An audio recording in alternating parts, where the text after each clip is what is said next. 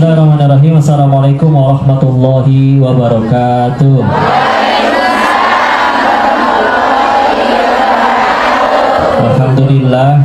Alhamdulillahirabbil alamin. Alhamdulillahilladzi anzala sakinata fi qulubil mu'minin liyazdadu imanan ma'a imanihim. Segala puji hanya kepada Allah. Atas nikmat dan karunia-Nya kita bisa kumpul ngaji di sini di masjid Masjid ya. Alhamdulillah dalam keadaan sehat semuanya insyaallah. Ada yang datangnya terpaksa tidak? Alhamdulillah.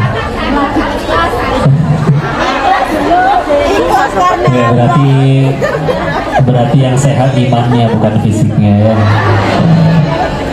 Salam semoga selalu tercurah pada junjungan kita baginda Rasulullah Muhammad sallallahu alaihi wasallam beserta para keluarga, sahabatnya, dan mudah-mudahan Allah sanggupkan kita istiqomah dalam meniti sunnahnya insyaallah.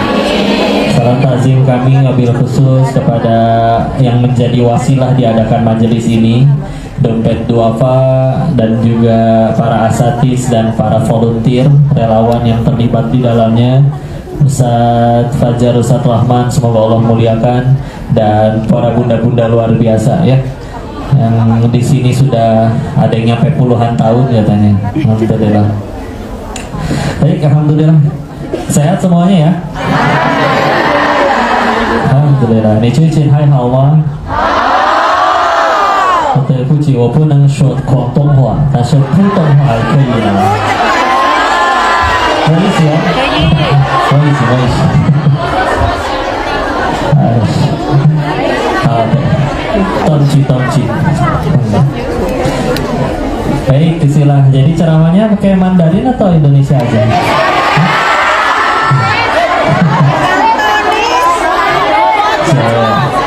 Yang dari Jawa angkat tangan. Yang Sunda angkat tangan.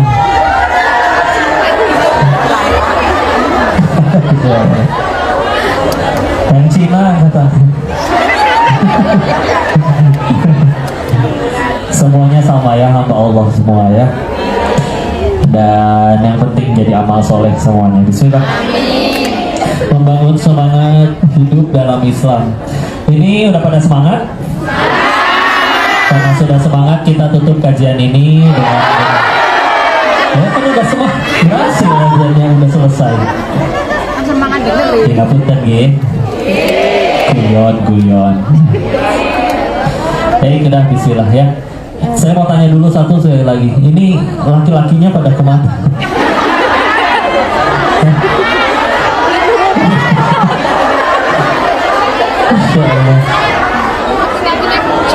Ini Mbak, yang jomblo angkat tangan.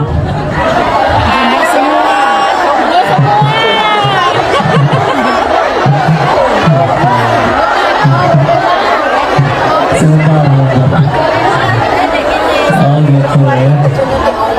Saya agak bingung ya, tolong bedakan jomblo dengan janda ya.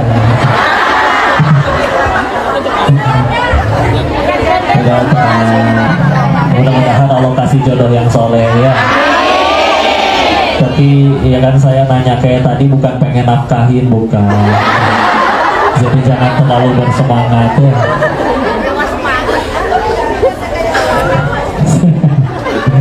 Jangan kayak saya banyak dosanya ya. Dan kita mulai ngajinya. Bismillah. Saya pengen mulai dari sebuah penelitian dari dokter Islam. Kalau di Barat namanya dikenal dengan nama Avicenna ya. Kalau di orang Muslim nyebutnya Ibnu Sina. Terlepas ada perbincangan mengenai akidah beliau, tapi ya beliau Muslim ya, dan punya prestasi di dunia medis kedokteran. Salah satu penelitian yang pernah beliau lakuin, beliau pernah nangkep kambing, dikurung, dikandangin. Ada dua, ditaruhnya tapi terpisah. Yang satu kambingnya sendirian, kelihatan alam dan lain-lain walaupun terkurung. Yang satu lagi, di sebelah kandang kambingnya ditaruh serigala, tapi dikurung juga, sama-sama dikurung. Gak bisa digigit, gak bisa dicakar, cuma digonggongin aja. Ya. Apa yang terjadi? 1 bulan kemudian, kambing yang tinggal di sebelah kandang serigala mati duluan. Tanpa luka, tanpa digigit, tanpa dicakar. Ya, yuk silakan. Aku cek ya. Engkau saya.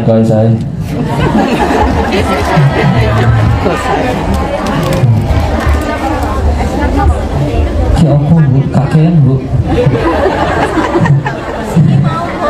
Kita di Hongkong apa di Jawa sih? Masya Allah. Oke. Sudah pas aja. Ya balik lagi tadi. Setelah 1 bulan, kambing yang tinggal di sebelah serigala meninggal. Dari situ beliau keputusan mengambil sebuah hikmah bahwa penyakit yang paling bahaya kadang justru bukan kanker, ya, kantong kering, ya benar, yang kanker beneran ataupun yang orang bilang tumor lah, orang bilang penyakit apapun itu. Karena kalau ada kena penyakit fisik yang parah tapi insya Allah dia nerimo, legowo, ya bagi orang yang sudah pakai iman, mati pun nggak jadi masalah. Semua pengen ke surga, betul? Semua pengen ke surga. Siapa yang pengen ke surga? Pertanyaan selanjutnya, siap ke surganya sekarang? Oh, ya udah.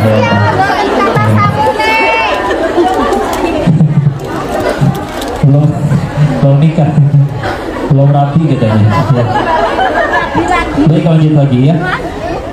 Sedangkan dibalik orang dengan badan penuh kesehatan, masih muda, semua organ tubuhnya baik, tapi terkena tadi ya, panik, gelisah, ya, itu menjadi penyakit yang lebih berbahaya. Kok ada orang yang panik, gelisah, ketakutan, hidupnya tetap panjang umur, tapi gara-gara kepanikannya itu dia jadi lalai, jadi males beribadah, jadi hilang imannya kepada Allah. Itu jauh lebih rugi daripada umur pendek tapi jadi kebaikan, ya. Daripada punten ya, umur panjang tapi gak jadi amal, lebih banyak berbuat dosa, kan sama aja kayak nabung kuota siksaan, betul? Makanya kalau di zikir pagi petang, kan ada salah satu doa di dalam zikir pagi petang Al-Masurah, Allahumma inni a'udzubika minal hammi wal hazan. Ya. Artinya apa? Kalau diterjemahin sama-sama gelisah. Tapi ada yang takut atau gelisah terkait yang terjadi saat ini. Ada yang takut terkait yang belum terjadi dan belum tentu benar-benar kejadian. Ya. Nanti kalau punya kenalan seorang psikolog, coba ngobrol. Mereka bilang secara statistik ketakutan manusia itu, kita takut masa depan, dolar naik, apapun itu ya. Yang kejadian sejauh ini cuma 15%. Berapa? 15. 85%-nya gak pernah terjadi sama sekali. Tapi udah panik duluan. Rugi gak? Rugi. Dengan paniknya itu dia nggak bisa tidur, dia nggak bisa tidur sampai akhirnya jadi sakit, badannya kurang sehat, kerja nggak maksimal, nggak fokus, makan nggak mau, karena akhirnya kayak gitu badannya jadi kurang sehat, kerja nggak maksimal, kerja nggak fokus, ada yang sampai diberhentikan dari pekerjaannya, ya, gitu ya, nggak, makanya jangan ya, tenang aja. Kenapa? Karena kalau udah pakai sudut pandang iman, pakai kacamata iman, semuanya jadi kebaikan. Ya, tapi kalau ditanya apa yang baik bagi orang beriman, sederhana. Yang baik bagi orang beriman sesederhana adalah apapun yang membuat dirinya tambah dekat sama Allah. Nah, bisa aja. Ya. Kerja nih bareng. Terus ada yang nggak suka karena kalian kerjanya lebih melejit, entah lebih rajin, entah lebih cerdas.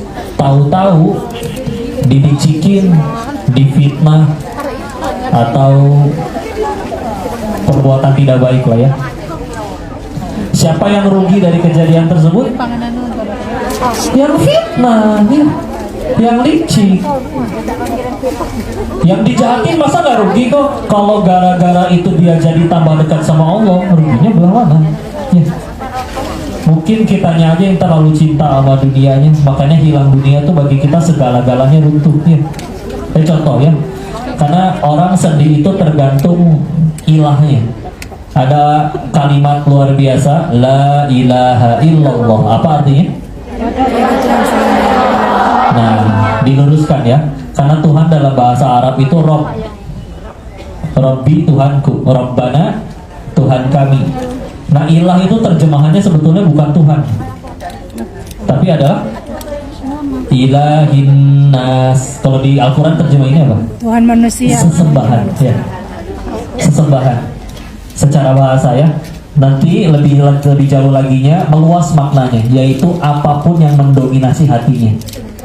Makanya kalau misalkan ada yang bilang, kok dia sholat sih, tapi ketinggalan sholat gak pernah nangis, tapi waktu diputusin pacar nangis, berarti ilahnya gitu. Kok dia sholat sih, tapi ketinggalan sholat gak pernah nangis, giliran gagal nyalek gila. Ya punten, berarti ilahnya di hatinya jabatannya, calegnya itu ya. Padahal izin ya, izin.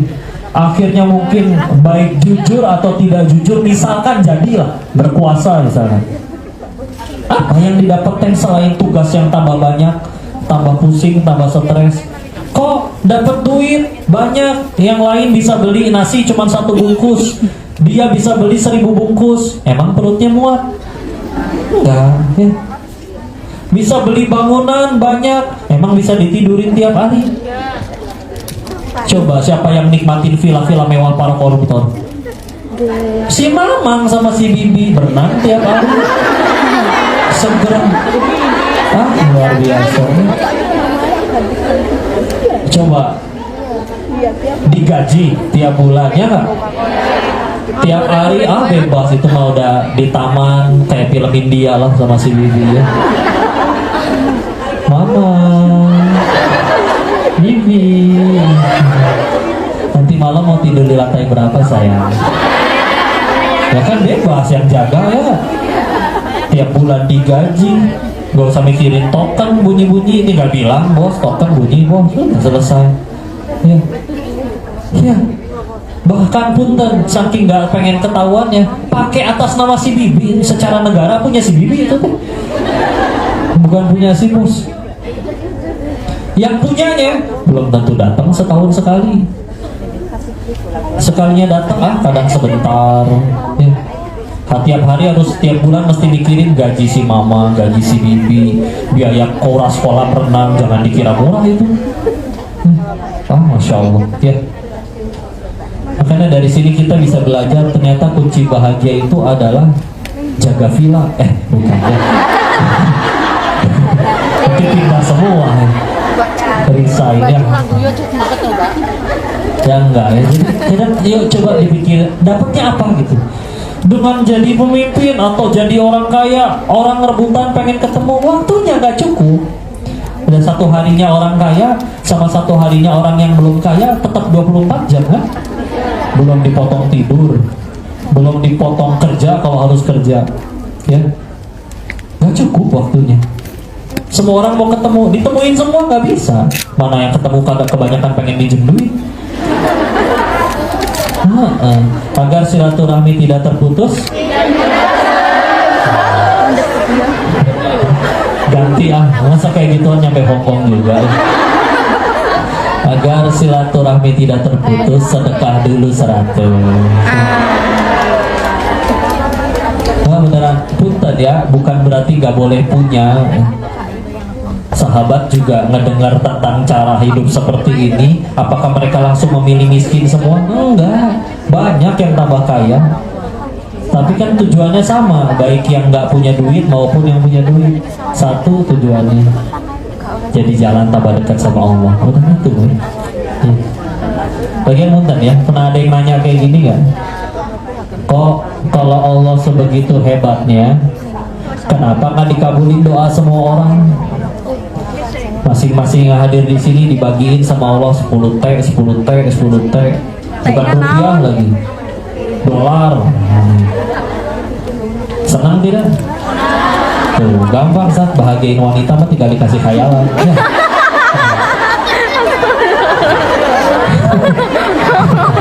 Maaf ya tuh ya. Iya dimaafin.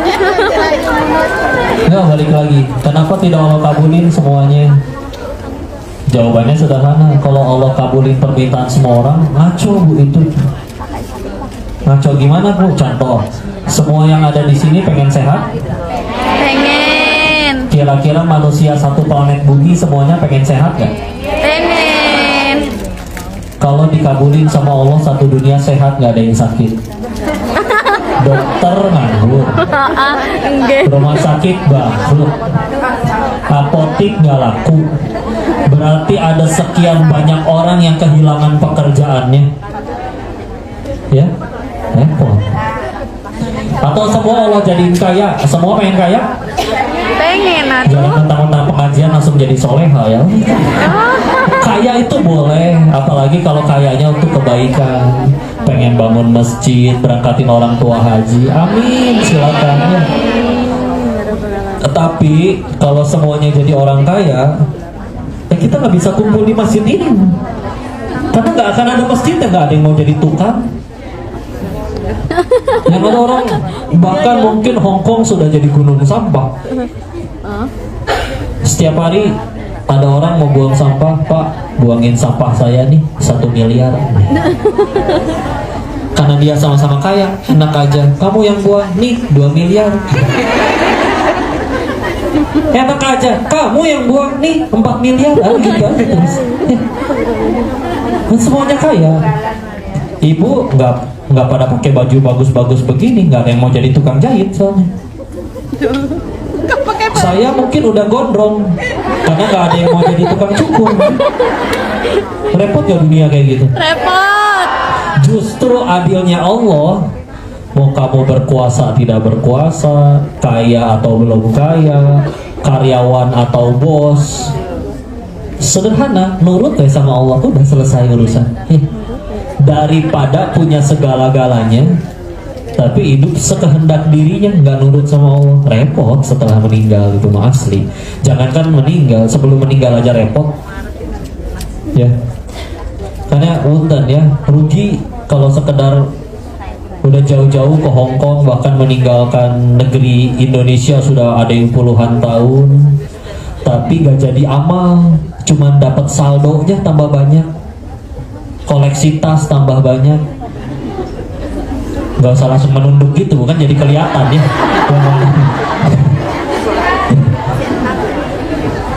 Insya Allah. Kalau orang Sunda nyebut tas itu kantong. Ya betul lah. Kok itu kantongnya ketinggalan? Saya ini kantong. Ini cina kantong. Gitu ya. Orang Sunda begitu bilangnya. Ya. Ini ya. Kau mau mastiin suatu hal. Minta ke Allah tuh selagi mintanya kebaikan, boleh minta apa aja. Minta kaya boleh nggak ke Allah? Boleh. Minta jodoh boleh nggak? Boleh. Minta naik jabatan boleh nggak? Boleh. Tapi jangan ya. Tapi punten, saya mau ngasih tahu suatu fakta. Kalian minta apapun itu belum tentu dikabul. Benar? Ada yang minta kaya, emang pasti dikabul jadi kaya? Enggak, tuh ada yang minta kaya tiap hari tapi nggak kaya-kaya. Yang minta jodoh, emang pasti dapat jodoh? Enggak, ada yang masih jomblo sampai sekarang. Beneran? Tapi tahu nggak? Ada satu doa yang kalau kalian mintanya ini nggak mungkin nggak dikabul, pasti dikabul no. Doa makan. Coba baca doa makan, langsung ada makanan ya? Enggak juga kan? Berarti ya. Beneran? Doa apa? Doa minta apa? Ada yang udah lihat nih berarti ya videonya. Kau pernah bikin video tentang itu? Doa minta apa? Doa minta hidayah. Beneran. Kenapa? Ya kenapa hidayah? Karena kalau sudah ini yang dikasih sama Allah, kalian mau hidup kayak gimana pun jalan ceritanya terserah Allah, tetap aja nyaman, damai, tenang. Diuji nggak jadi raja atau hanya jadi rakyat, nah, selain Bismillah, yang penting jadi amal. Diuji jadi orang kaya atau belum kaya, udah tenang aja. Dibanding silakan pilih, seluruh keinginan dikabul tapi nggak ada hidayah, tidak ada Allah di hati. Ya lihat para maling di negeri kita, para koruptor udah pada kaya belum? Nggak ada Allah, makanya masih nyuri. Iya kan? Enggak gitu, kalau misalkan mereka kurus kering kerontang terus sampai nyuri, mungkin kita masih wajar. Itu perut udah offset kayak gitu masih aja. Nyari apa? Nyari apa beneran? Ya. Tapi bisa coba lihat ya, para nabi, orang soleh terdahulu, nggak usah para nabi, para yang benar-benar soleh asli. Apakah setelah udah bertakwa sama Allah seumur hidup nggak akan ada masalah? Pasti ada. Tapi nggak ada tuh satupun yang sampai saya nyesal jadi orang soleh, nggak ada. Atau nabi menyesal menjadi nabi, saya nyesal ambil lowongan jadi nabi, nggak milih mereka juga ya. Enggak beneran. Karena ya udah, bahagianya udah berubah. Dulu hanya bertanya apa yang aku suka, sekarang dia bertanya mana yang Allah suka. Nah, dulu dia bertanya apa aku sudah bahagia, sekarang dia bertanya sudah berapa orang yang aku bahagiakan. Enak hidupnya.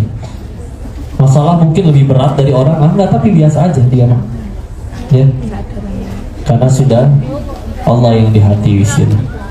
Karena izin ya, salah satu yang membuat Koko pribadi yakinnya memilih Islam, walaupun ternyata bukan mualaf ya, karena lahir memang yang mualaf ayah.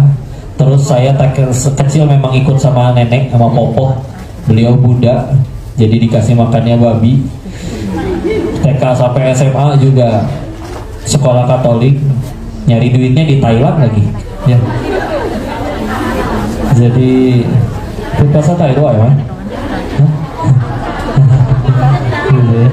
Coba kalau jadi bahasa Thailand. kadang ada yang ngira lah, tapi enggak, karena setelah pulang saya nanya ke guru ngaji, saya harus syahadat lagi enggak? Enggak usah katanya. Tapi dulu nanya sama siapa yang bisa bahagianya tanpa alasan. Karena dulu berangkat ke Thailand alasannya sama, pengen bahagia, so pengen tahu.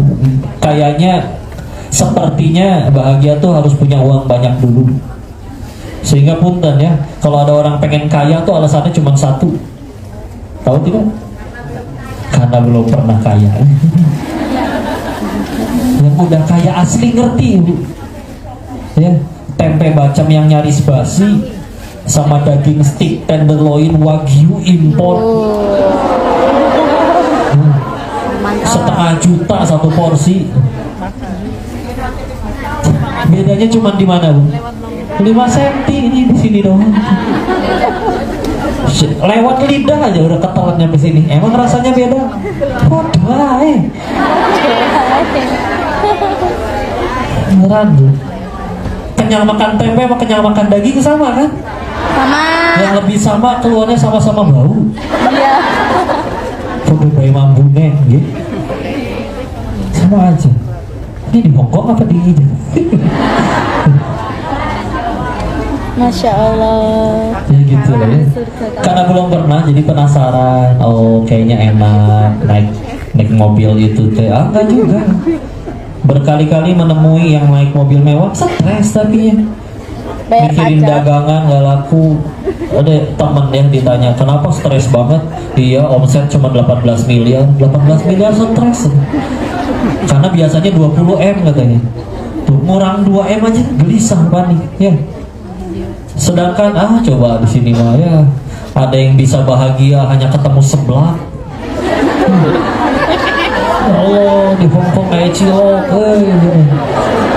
seblak sih.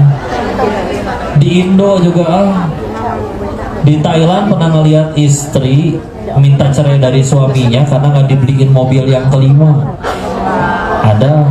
Tapi di Indo ya Allah, ada suami, ada istri yang bisa bahagia Ini HP-nya jelas. ya, hanya karena suaminya pulang bawa seblak. Ya Allah, dia nggak minta apa-apa.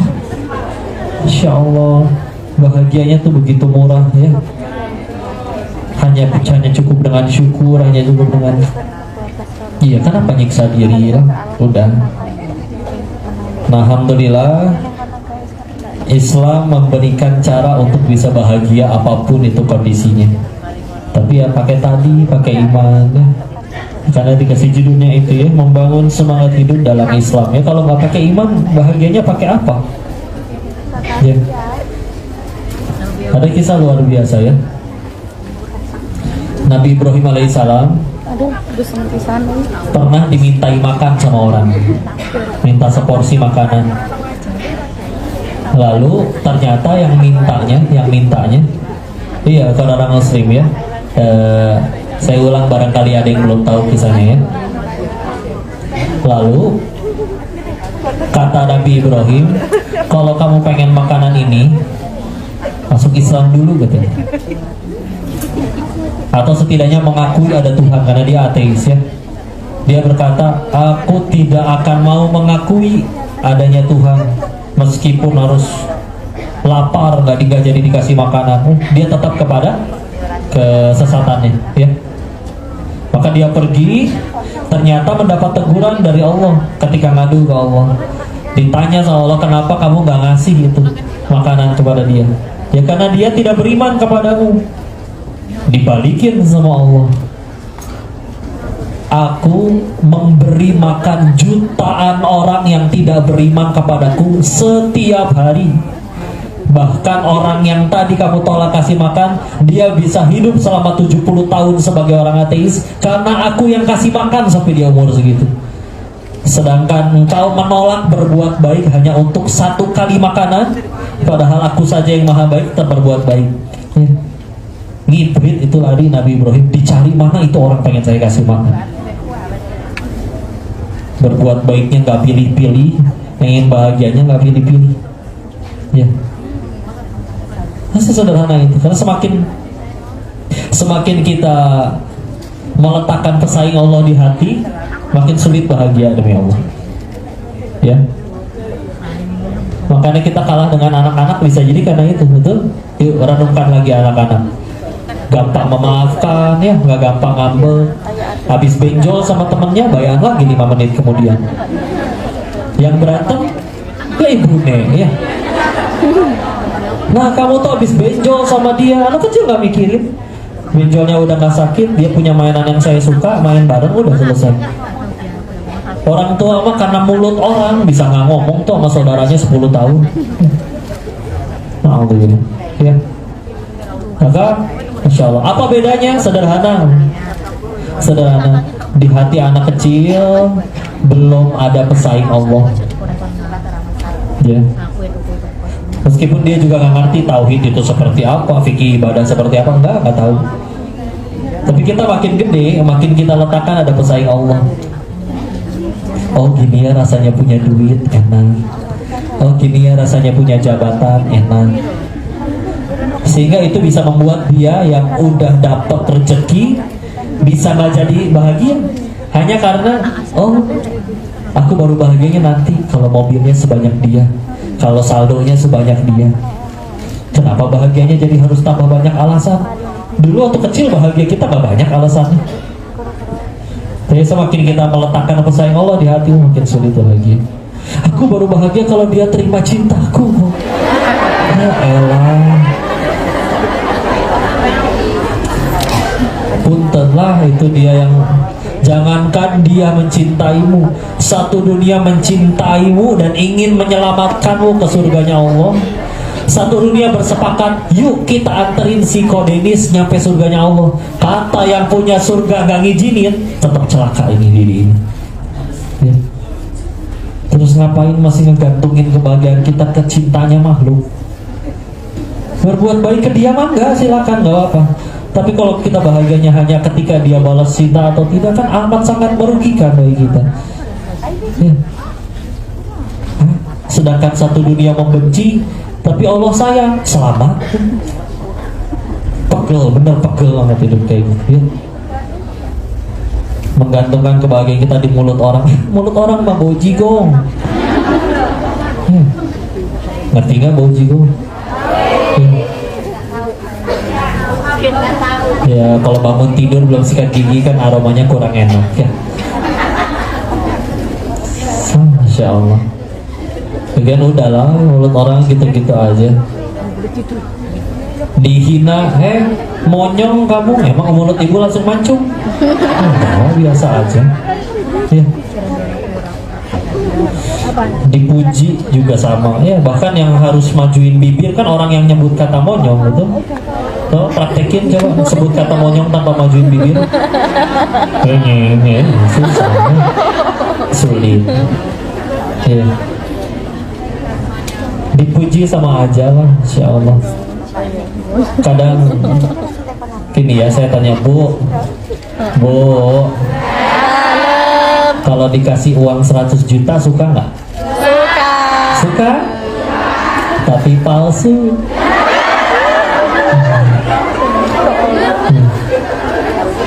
Maksudnya apa kok? Ya gitu.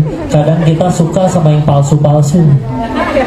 Apa contohnya? Ketemu teman, tahu-tahu dia berkata, "Ibu, kok tambah muda terus ya?" Menurut ibu asli itu coba? Tolong jelaskan secara medis tambah muda setiap hari itu gimana caranya? Tapi kita percaya kan, di toilet sendirian sambil ngaca. Ya juga ya. Gila nih. Sudahlah Bu, keriput tidak bisa berbohong, betul kan? Mau dipakein solasiba, nah percuma. Harus terima. Parah banget. Dulu ibu pakai seragam SMA lucu, masya Allah. Sekarang dipakai lagi tambah lucu. Gak masuk. Udahlah ya. Jangan takut jadi tua ya. Tenang aja. Kenapa jangan takut? Karena udah jadi, nggak bisa mundur lagi ya, tenang aja. Udah beneran ya, jangan. Ada kisah kayak gini ya. Saya lagi senang mengingat kisah yang ini. Ini kisah tentang seorang dermawan dapat kambing, beli kambing, minta Pak Kiai di desanya tolong dipotong bagiin ke seluruh masyarakat. Tapi request, saya mau dapat bagian dagingnya. Yang belah mana? Saya minta bagian yang paling buruknya aja, yang gak enaknya aja. Siap, potong, bagiin, semua orang kebagian. Pak Kiai datang ke rumah dermawan. Ini yang diminta. Begitu dilihat isi plastiknya, ternyata isinya adalah lidahnya dan hatinya. Besoknya Pak dermawan dapat rezeki lagi, beli kambing lagi. Minta tolong Pak Kiai lagi, Pak tolong potong, bagiin ke semua orang. Tapi kemarin saya minta bagian paling buruk, hari ini beda dong. Saya minta bagian paling baik dari kambing tersebut. Siap, potong, bagiin, selesai, datang ke rumah Pak dermawan. Ini bagian terbaik yang tadi Bapak minta. Begitu diintip, plastiknya isinya ternyata sama, lidahnya sama hatinya. Jadi dia nanya dong, Pak Kiai, kenapa sama terburuk dan terbaik? Begitu juga dengan manusia katanya. Kalau lisan dan hatinya baik, dia bisa menjadi sebaik-baiknya makhluk. Kalau lisan dan hatinya buruk, bisa menjadi seburuk-buruk makhluk. Coba di sini ada yang pernah sakit hati sama suara kambing, angkat tangan. Lewat kandang kambing terus kurang ajar. Gak ada ya, gak ada. Tapi di sini ada nggak yang pernah sakit hati sama mulut orang? Pernah. Luar biasa ya. Pedes. Padahal katanya lebih mulia manusia daripada kambing ya. Tapi lisannya lebih nyakitin daripada embe. Iya. Alhamdulillah. Alhamdulillah ya. Sengaco-ngaconya kambing seumur hidup, demi Allah saya nggak pernah ngeliat kambing homo. Bener, iya kan? Iya. Manusia ngakunya punya akal, nggak dipakein iman, bisa-bisanya tuh. Mungkin dia lupa bahwa Allah menciptakannya Adam dan Hawa, bukan Adam dan Asep. Gitu lah ya. Maka lanjut. Qad aflaha man zakkaha wa qad khaba man dassaha. Surat apa? Asy-Syams ya, surat 91 ayat 9 dan 10-nya. Sungguh beruntung orang yang menyucikannya dan sungguh rugi orang yang mengotorinya. Ya, apa yang dimaksud disucikan dan dikotori di situ? Tadi ya, bicara masih ke tempat adanya iman di hati ya. Masalahnya gini, kita kalau ngomongin penyakit ya, ya kita bagi duanya biar gampang ya, penyakit fisik sama penyakit hati ya. Penyakit fisik versus penyakit hati, kita lihat. Penyakit fisik itu suka tidak suka, sembuh tidak sembuh, ringan atau parah, ujung-ujungnya sama, apa? Mati gitu. Betul. Ada yang tanpa sakit mati juga bisa kok. Ya. Tapi bedanya apa? Di dunia kalau penyakit fisik, sambil kena penyakitnya minimal 1 dosa berguguran. Bisa jadi yang penyakitnya lebih parah daripada yang sehat, dosanya lebih suci, lebih bersih daripada yang sehat tapi malah bermaksiat. Ya. Karena kepahitan ujungnya cuma 2, harus hafal. 1, gugurin dosa. 2, meninggikan derajat. Ulangi. 1, gugurin dosa. 2, meninggikan derajat. Derajat di sisi Allah. Ya. Jadi ujungnya sama, mati. Sambil di dunia kena dosa berguguran atau derajatnya makin tinggi. Ketika dibangkitkan di alam setelah kematian, demi Allah penyakitnya nggak ikut. Iya kan? Nggak ada, jangankan sakit lah, meninggal dengan keadaan, mohon maaf, misalkan terlindas kendaraan gitu ya, yang sampai berserakan gitu ya, meninggal, bangun utuh, dibangkitin lagi, nggak sambil aduh pak pegangin usus saya, enggak, beneran utuh demi Allah, ya, nggak ngikut penyakitnya. Nah, kalau penyakit hati di dunianya justru nggak kerasa,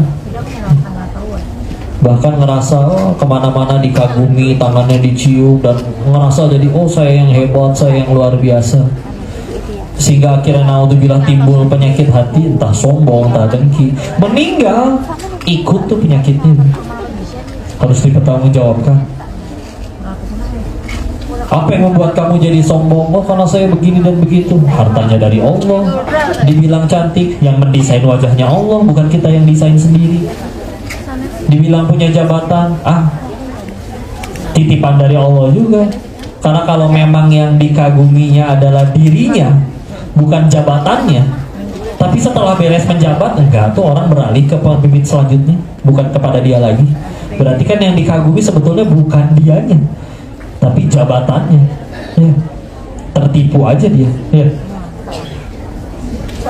Maka dari situ ketika pengen berobat juga beda.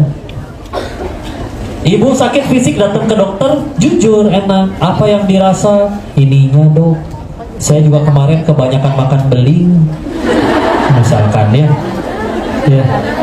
ya misal, nih masih lancet misalkan gitu ya. Gampang akunya kan? Nggak ada orang datang ke dokter, apa yang dirasa? Nggak mau, rahasia. Dokter mah kepo. Enggak, saya bukan dukun, kata dokter ini. Ya. Kita jujur kan, pengen sembuh soalnya. Padahal bisa jadi gara-gara sakit itu bersih dari dosa-dosa. Giliran penyakit hati, boro-boro kepikiran berobat. Ada yang datang pengen ngobatin juga. Saudaraku, gak boleh gitu. Itu tuh namanya sombong. Siapa yang sombong? Sok tahu untuk galakan dia, galakan pasiennya. Itu kan kalau diibaratin kayak ke dokter yang tadi, pasien kamu tuh harus minum ini, ngaco. Bukan dong. Saya kan bisa minum obat yang lain. Tahu siapa sih? Jadi, Jadi gitulah ya, penyakit fisik atau penyakit udah istilah ya. Karena ibarat gini, kita ini mungkin rajin mengisi ember pahala kita. Ibarat kita punya penampungan pahala, anggaplah ember gitu bentuknya ya. Kita isi tadi sholat subuh, kita isi hari ini pengajian, kita isi misalkan nanti ada yang sedekah misalkan ya. Ketika pulang ke hadapan Allah kan disetor dong embernya. Kadang kita udah pede, sepanjang hidup aku udah banyak ngisi ember pahalaku. Begitu disetor, loh, kok kosong? Ternyata bocor ya. Kita lebih rajin ngisi ember pahala kita daripada mengecek ember kita bocor atau enggak ya. Karena kalau sampai embernya bocor kan rugi. Seumur hidup udah benar-benar keluar uang buat sedekah, seumur hidup udah benar-benar belain yang lain bangun kesiangan, dia tetap bangun subuh. Apa itu?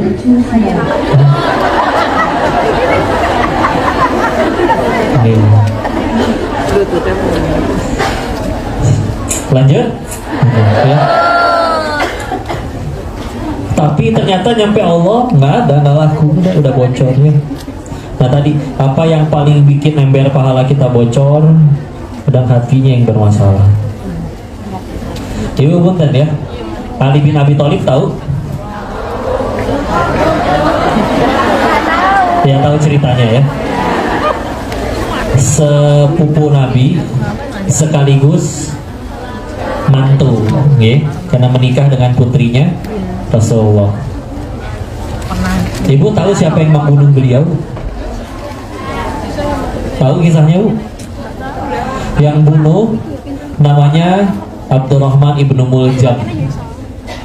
Siapa orang ini? Orang ini kalau disebut di zaman itu disebutnya orang-orang Khawarij. Siapa orang-orang Khawarij ini? Adalah orang-orang yang Nabi sebut sholat kalian, ini bukan kaliannya ke kita ya, tapi ke para sahabat Nabi yang kualitas ibadahnya luar biasa. Dibilang sama Nabi, sholat kalian dibandingin sholatnya kaum Khawarij, sholat kalian gak ada apa-apanya dalam urusan jumlah ya. Bacaan Quran dan zikir kalian dibandingkan kaum itu tidak ada apa-apanya kalian dibandingkan mereka ya. Bahkan kalau waktu Ibnu Abbas bercerita terkait bertemu dengan mereka, Ibnu Abbas menggambarkannya seperti ini, sahabat Nabi. Menggambarkannya mereka adalah orang-orang yang jelas tanda sujud di dahinya. Karena mereka jenis-jenis orang yang sujudnya tuh sampai berdarah-darah, saking seringnya. Ya. Bahkan yang ngebunuh Ali bin Abi Thalib tadi Bu, kan ditangkap ya. Di salah satu hukumannya dipotong tangannya, dipotong kakinya, gak bergeming, gak teriakan aku tolong jangan, udah biasa aja sambil terus berzikir lagi lisan. Tapi ketika lidahnya yang pengen dipotong, baru dia mohon jangan. Kenapa? Dipotong kaki biasa aja, potong tangan biasa aja, kenapa potong lidah jangan? Karena aku tidak ingin berhenti berzikir kepada Allah. Itu tuh yang bunuh Ali. Mereka disebut oleh Nabi seburuk-buruknya kaum.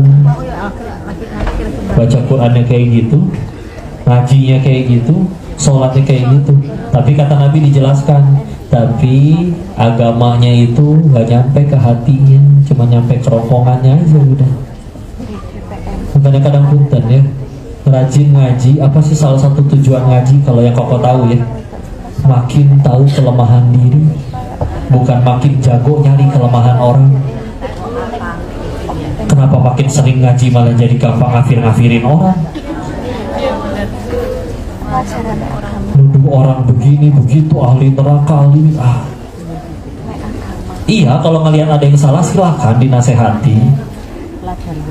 Tapi kan kita bukan hakim yang nentuin vonis orang harus kemana-kemananya ya. Jadi itu Masya Allah ya. Sedangkan di kesempatan lain Nabi dengan para sahabat kumpul di masjid. Nabi berkata, sebentar lagi akan datang orang ahli surga.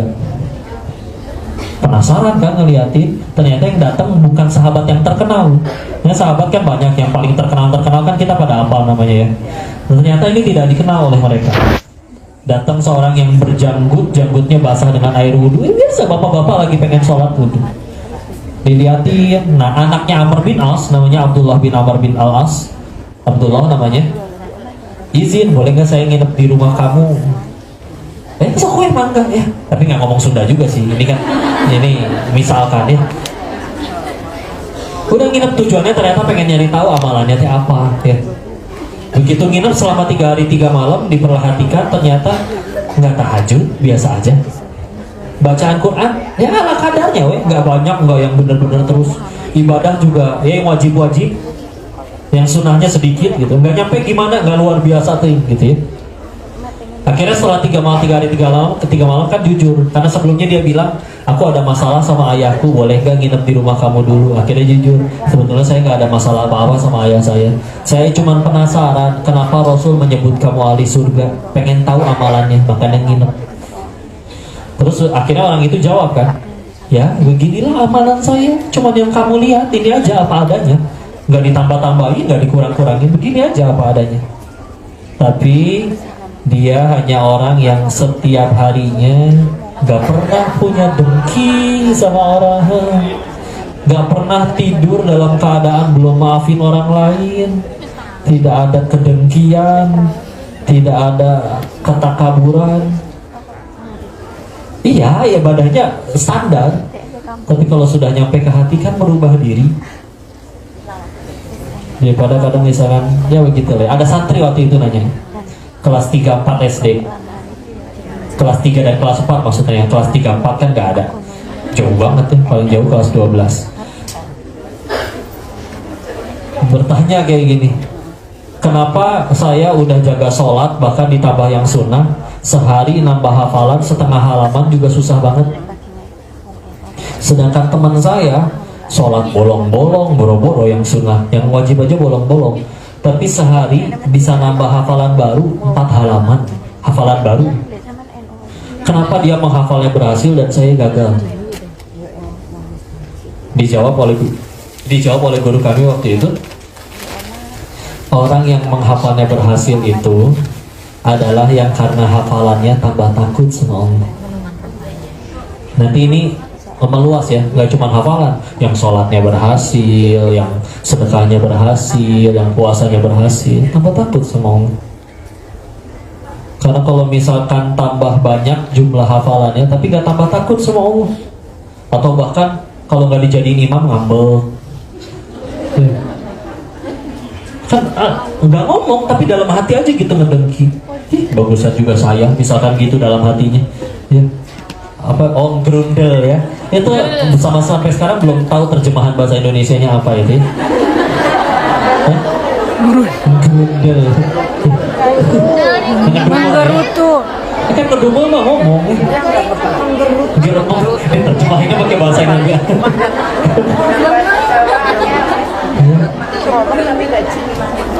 Ya gitu ya.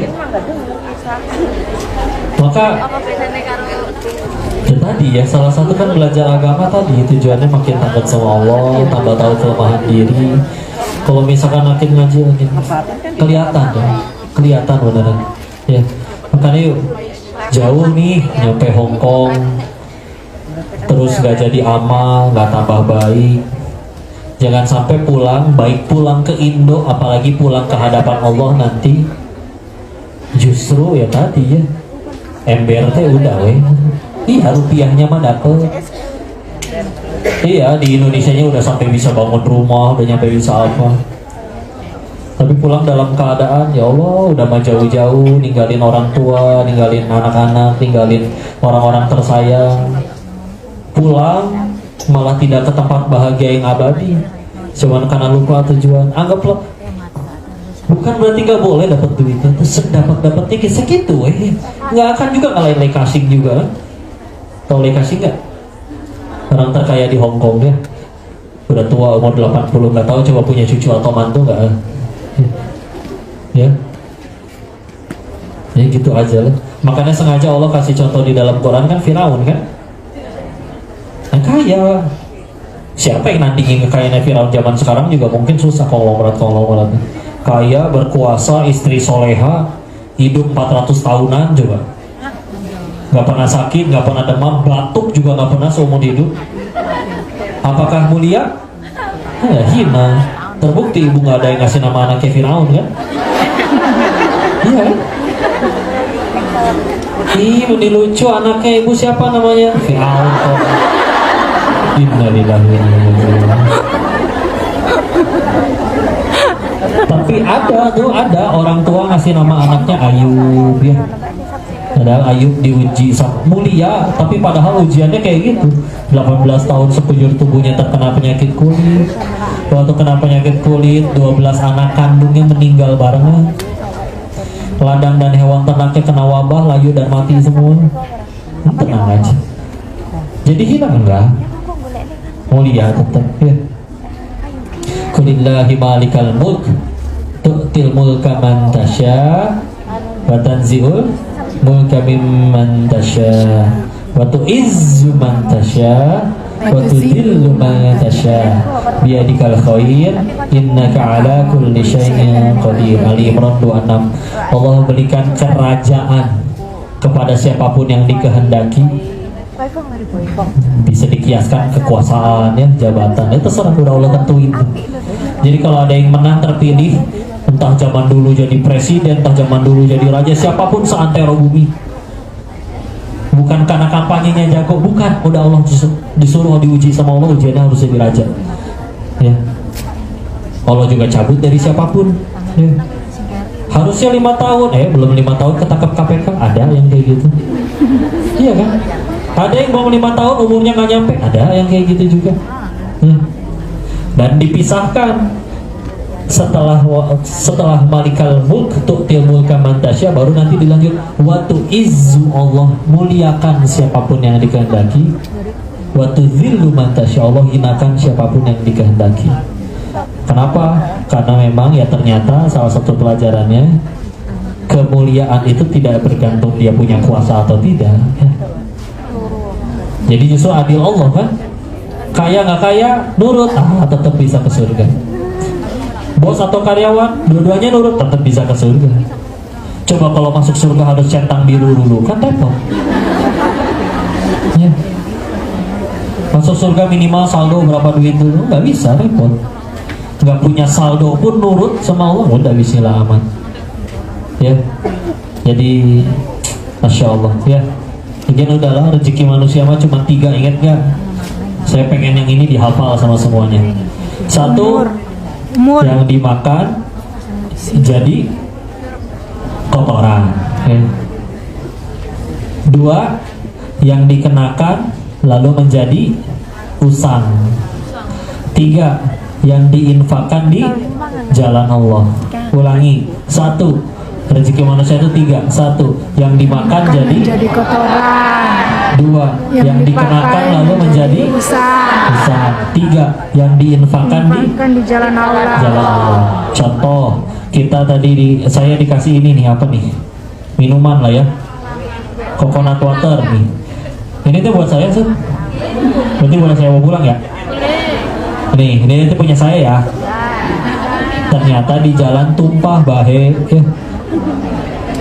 Diminumin sama sirup semut ya.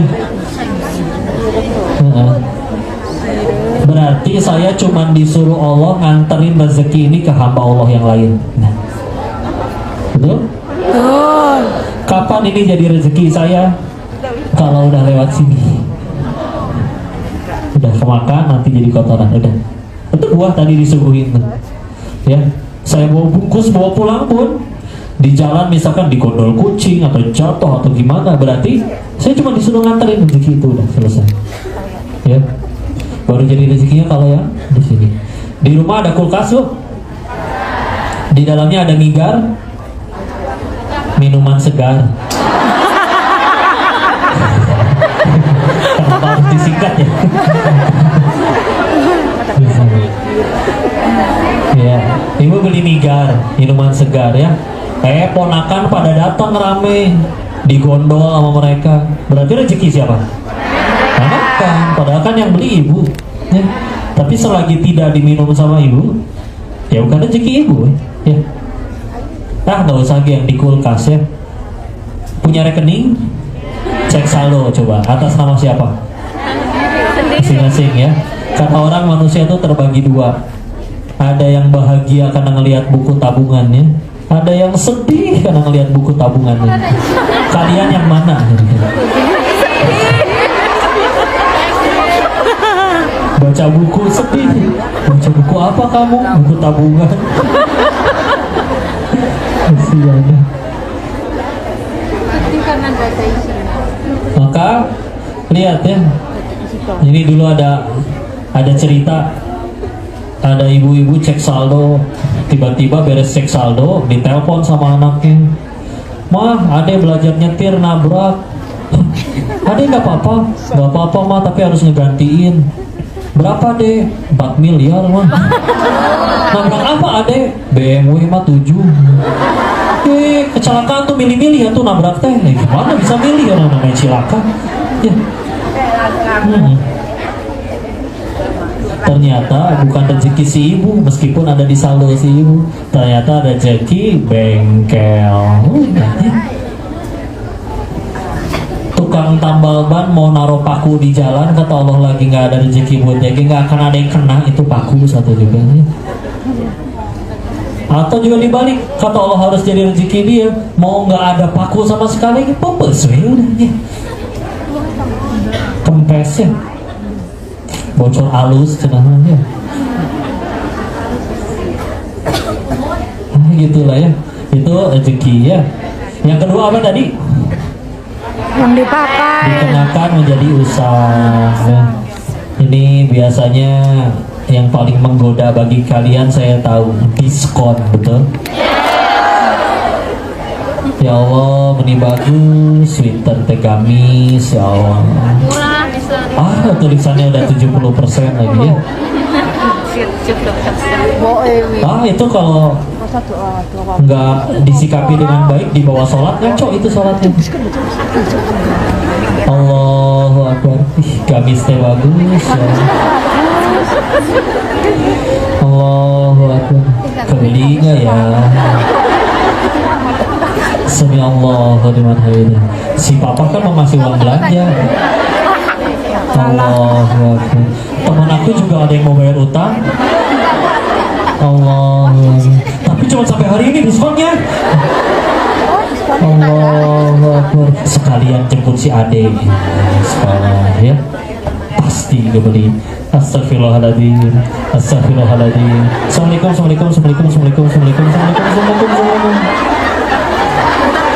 Kayak beda ya. Keterima nggak sholatnya kayak gitu? Wallahu a'lam ya, mau. Makanya biar khusyuk kita beli dulu kok. Ngaco bisa aja. Anggaplah kebeli, taruh di lemari.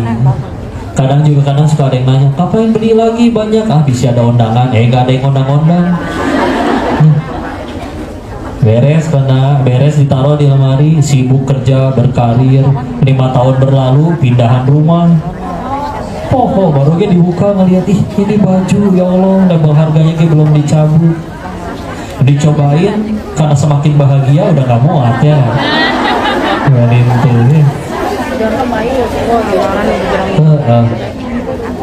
Adiknya lewat masih singsetnya kan. Udah deh buat kamu aja. Serius kak, dari dulu aku pengen tapi gak berani bilang. Ya udah rezeki si adik ya. Coba kita ngakunya itu bajuku, adanya di lemariku, yang beli aku, gak ada yang boleh ngambil tanpa seizinku. Kata Allah bukan rezeki dia, udah ada jalan. Iya. 3 yang diinfakkan di Jalan Allah. Ini saya sering cerita ini ya, ada orang kaya, pengusaha tapi soleh, punya kebiasaan beres jualan, sisa uangnya dipakai untuk sedekah, terus sisainnya sedikit cuma buat modal jualan besok, sisanya habis sedekah. Teman-temannya nanya dong, bro kamu nggak sayang uangnya, invest dong seperti kami. Akhirnya dijawab, justru saya sayang banget sama harta saya, makanya pengen saya bawa mati. Iya, aku masih. Gimana caranya bawa mati harta? Transfer ke rekening akhirat. Jadi kalau sodako itu ternyata duitnya masih tetap punya ilmu, cuman pindah aja dari rekening dunia ke rekening akhirat. Ya, jadi tetap demi Allah, bahkan bisa tambah banyak untuk di akhiratnya. Ya, jadi udah gitu aja. Dan sebagaimana ajal, rezeki itu termasuk sesuatu yang akan terus mengejar kita dan kita nggak bisa lari. Kita mau lari kemanapun kan, ajal mengejar, ya. Iya. Mau bersembunyi di balik benteng kokoh atau dimanapun, kata Allah udah waktunya, waktunya. Rezeki juga sama, nggak akan bisa kita mau nolak kayak gimana atau kita mau berupaya kayak gimana, dapatnya segitu karena Allah udah tentuin segitu. Bismillah. Ya, saya, ibu, semuanya dilarang mati sebelum semua rezeki yang Allah janjiin sama kita di alam rahim diterima semuanya. Ya, ada orang waktu itu jatuh ke dalam sumur, minta tolong, ada yang nurunin timba, naik aja. Dia bawa susu, dikasih minum biar tenang, beres minum baru cerita, kenapa bapak bisa jatuh? Dia bilang, nggak tahu ya, saya tadi cuma berdiri di sini, terus jatuh lagi.